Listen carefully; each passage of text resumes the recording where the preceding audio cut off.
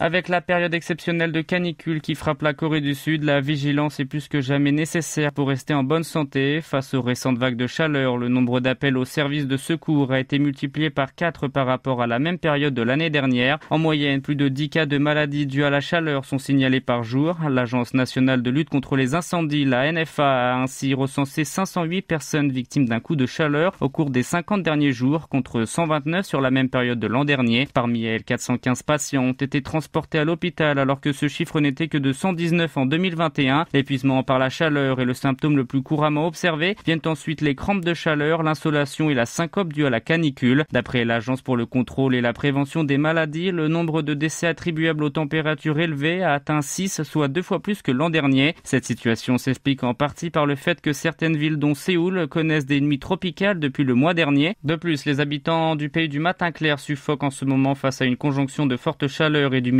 pesante. Dans ce contexte, les autorités sanitaires invitent les citoyens à s'abstenir dans la mesure du possible de faire des activités en plein air en cas de canicule. Il est fortement déconseillé de travailler seul sous un soleil de plomb sur les chantiers de construction ou dans les champs. Les spécialistes mettent en avant la nécessité de faire preuve d'une vigilance accrue à l'égard des personnes âgées vivant seules en mettant à leur disposition des lieux pour se rafraîchir. Ils conseillent également à tous ceux qui travaillent à l'extérieur de respecter les mesures de sécurité en s'hydratant et en prenant régulièrement des pauses.